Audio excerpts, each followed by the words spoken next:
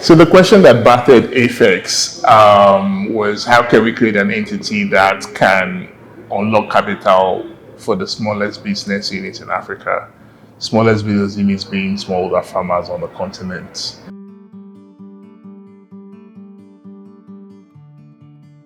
I used to work at the Hez Holdings on the Pact investment team as part of a few other things I did.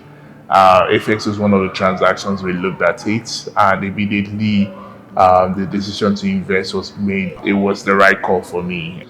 I got married December 27, 2012, and January 15, right after my honeymoon, I went to Rwanda to start building the building blocks of what is East Africa Exchange today, but the initial seeds for AFEX. I recall very clearly coming to Nigeria, and the question was just go to the biggest markets that you could see from the desktop research. So I'll go to Kano, spend the week in Kano.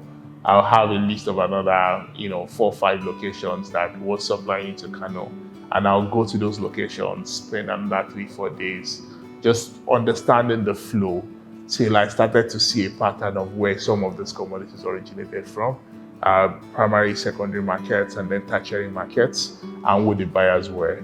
And that sort of was what led us to Kaduna State, which became one of the core hubs of production, along with Kebbi, Taraba, and a few states where we started in day one. And that sort of was the thesis for AFEX Nigeria, that when you can solve for access to finance, access to market, and access to storage, and you build a product around those 3 things, then you do have a value proposition to the smallholder farmer. Investing in the resources we had really helped us to build the foundation we have now. Day one, when I resumed, I called, I said, okay, I'm ready to resume, I'm coming to work. And they're like, okay, meet us at the lobby of Transcorp. So it was quite strange, like, I didn't apply for a job at Transcorp, so why do I have to go to Transcorp? But then I just told my husband that this is what's happening, so I went.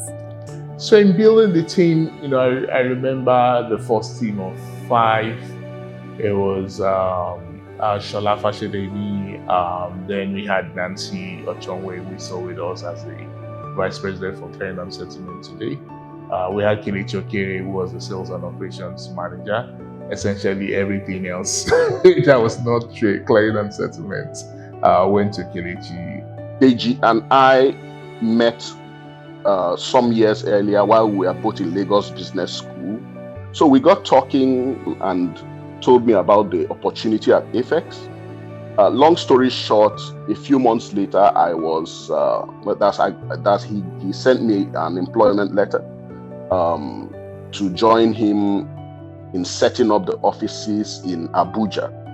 So at the time I arrived at Abuja, there was no physical office, no staff hired, nothing.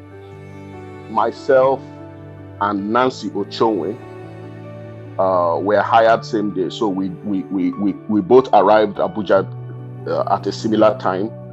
So if you know the excitement that comes with a new entrepreneurial venture, a lot of energy, a lot of new ideas. In fact, everything at that time was possible.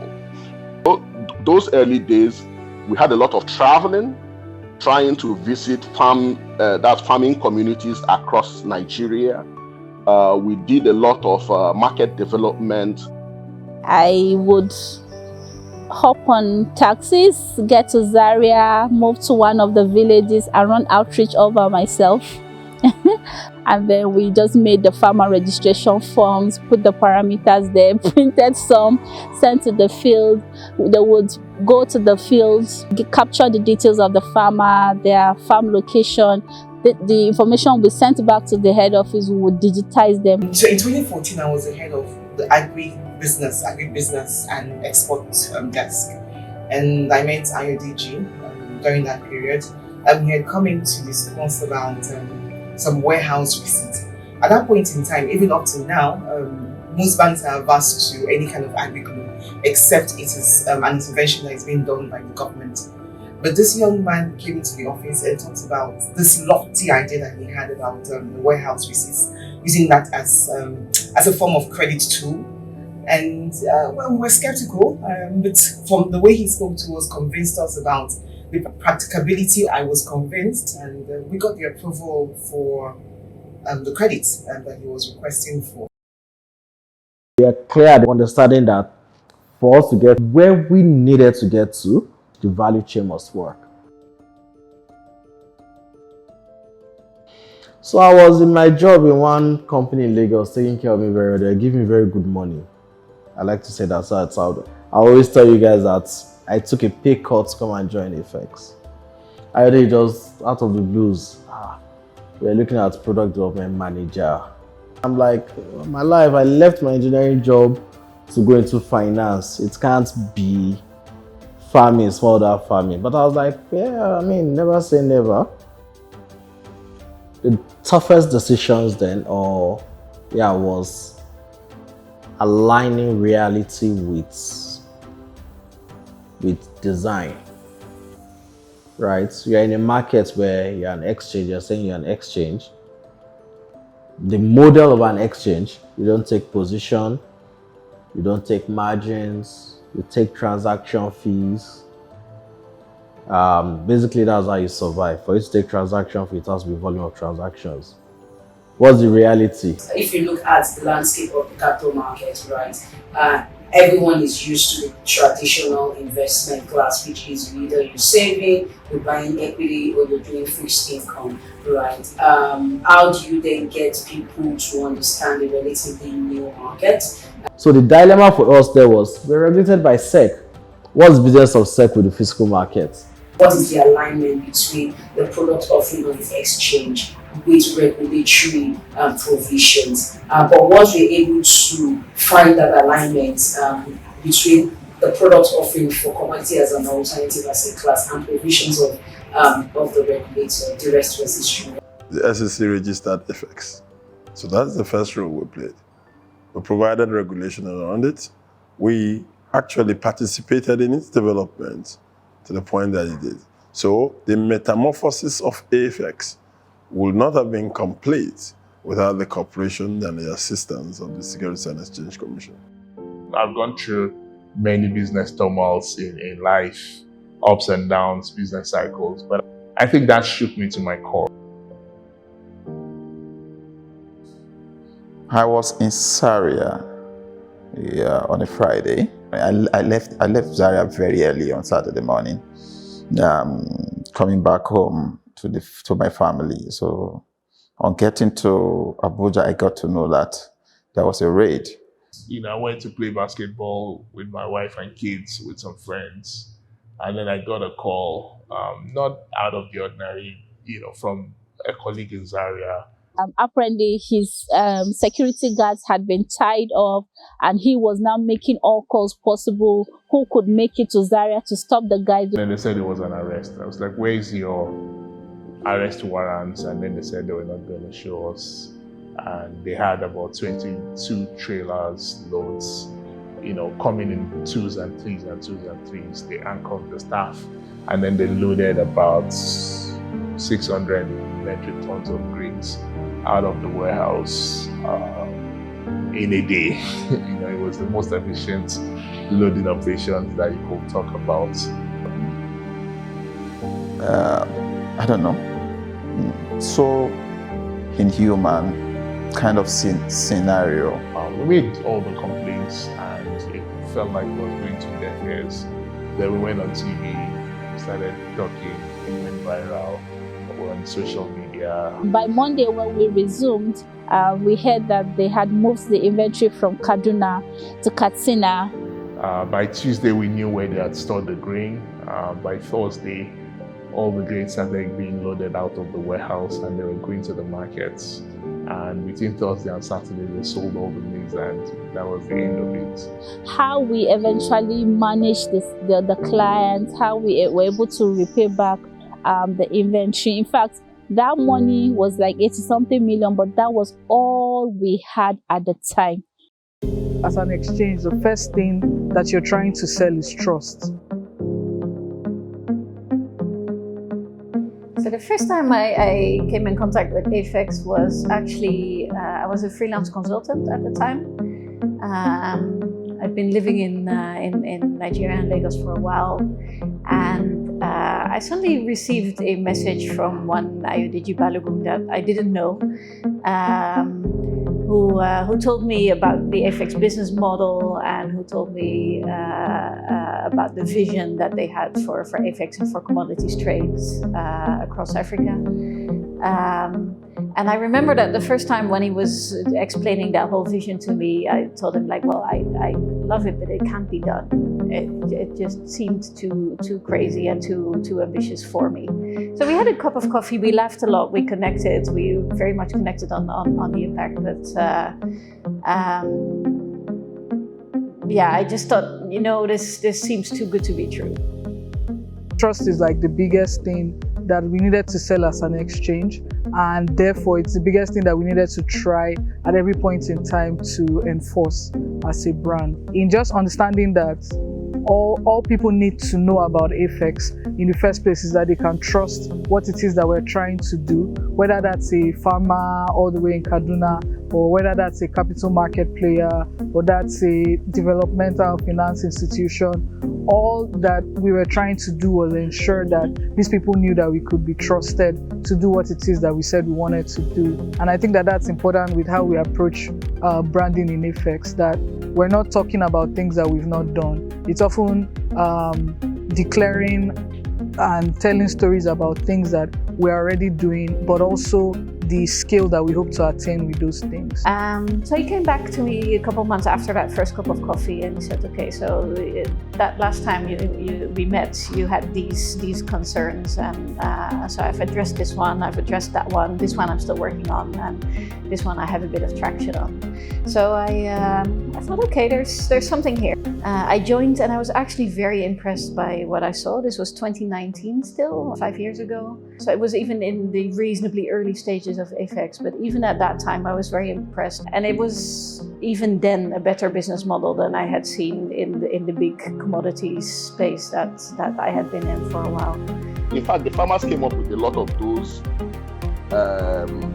taglines by themselves, because initially when we were talking to them, it sounded like it's all play, these people are joking, how are you going to change this, how are you going to change that? And then when they came and interacted with the process, some stored their products, some sold their products, and saw higher prices for at the time, higher prices for those who had their products at the right quality, right grade, right moisture content, then they were like, these people are not joking. AFEX, Bawa Safa.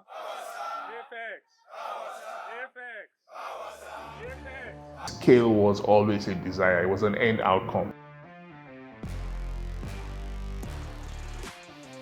In 2020, we're at that point where we need to make a decision. How can we shift our mindset beyond the 100,000 farmers? And at some point we wanted to say, look, why not 1 million farmers? What's that journey to 1 million farmers? So how do you grow your turnover 10x? I remember the word that we used there, it was like, look at your current salary and add a zero behind it. That's what 10x means. And if you can relate with that, then you are driven into you buy into the vision that is required to make that work. It was so scary that it felt like a white elephant project. And then we changed whites to black and called them black elephants. It was audacious, it was bold, it was big. I think enough of those words have been said. But at the same time, I think it was also smart, because if you're not growing, you're dying. And so this was just our way of saying we wanted to survive, and not just survive, but to thrive. So it was a 10x growth over a 5-year period. That was the target that we're looking at then. And that was what actually led to disaggregation of the 3 entities for maximum growth. So part of that was, how can we bring in more tools to the table and not call everything a commodities exchange? And that led to the unbundling of the business into 3. And then each of them providing a service and capturing the value that they were creating.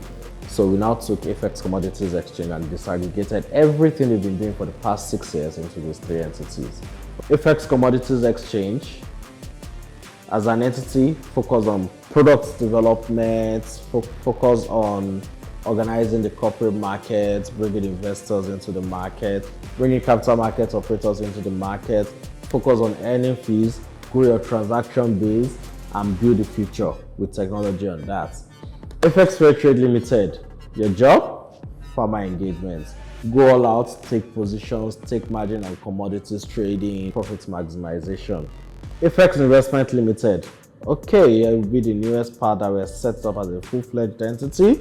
Get your license, raise capital, lend to this entity, lend to third-party entities, make money from there. That should give you the stability you need to build a business.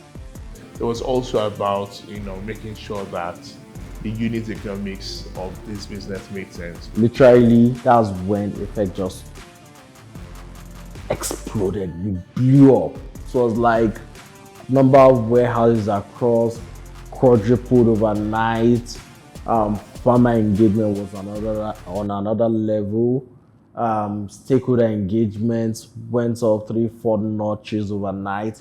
Everything it's like we were unleashing the potential that we've been suppressing. The challenge of connecting smallholder farmers to markets, of increasing productivity, was not unique to Nigeria.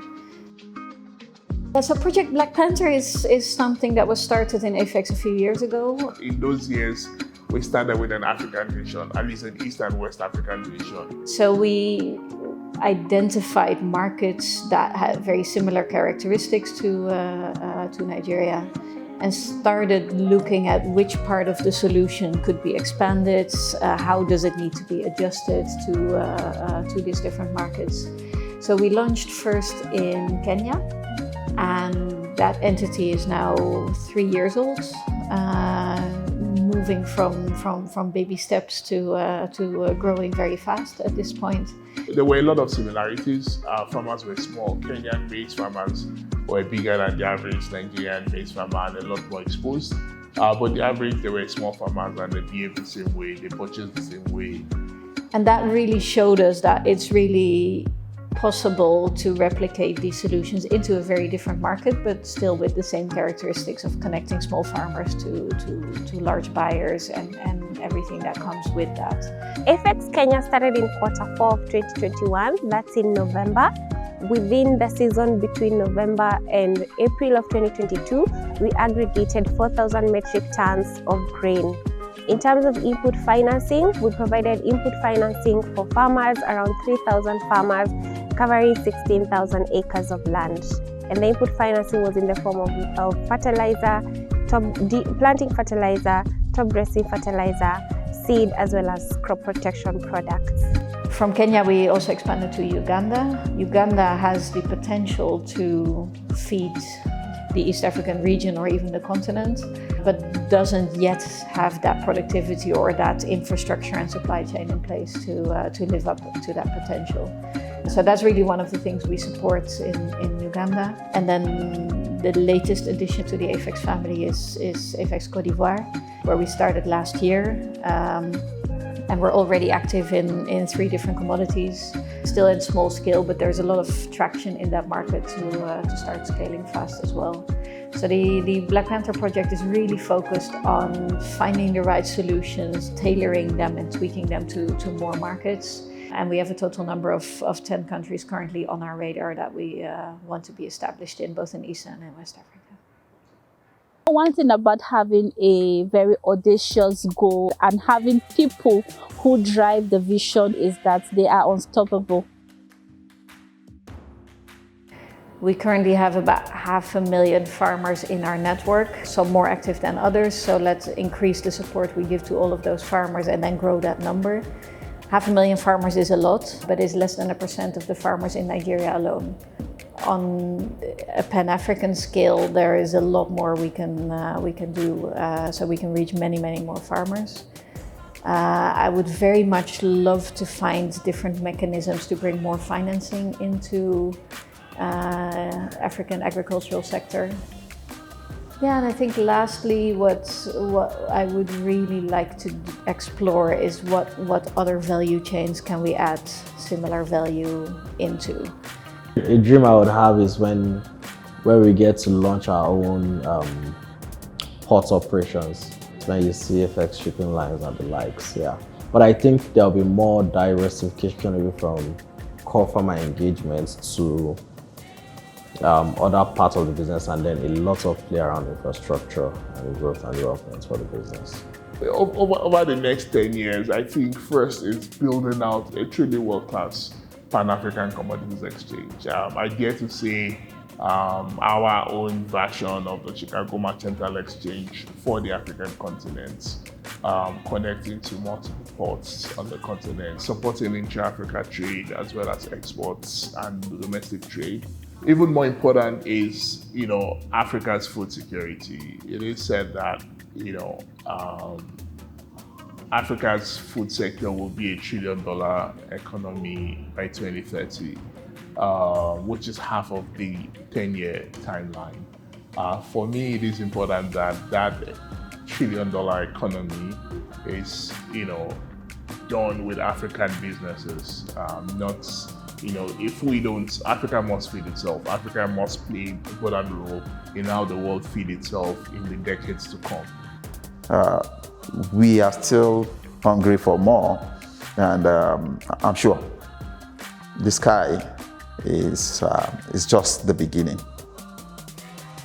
We've had, of course, very many moments that anyone will be proud of, from our fastest growing nodes from Financial Times to even being listed on Times 100, and just other industry awards that we won over the years.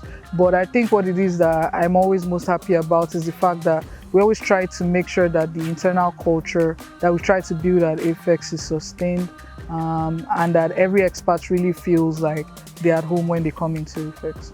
Building our proprietary technology, the trading platform. I am very, very proud of AFEX. I feel it's my baby growing, I take immense pride whenever I see the things that AFEX is doing these days. I follow all the social media handles. It's easy to fall in love with the brand, especially considering the kind of impact that it's doing in the market. So just keep doing all those right stuff. We are here rooting for you and celebrating you. Well done, everybody. In the next 10 years, we'll gather again to share success stories for AFEX at 20.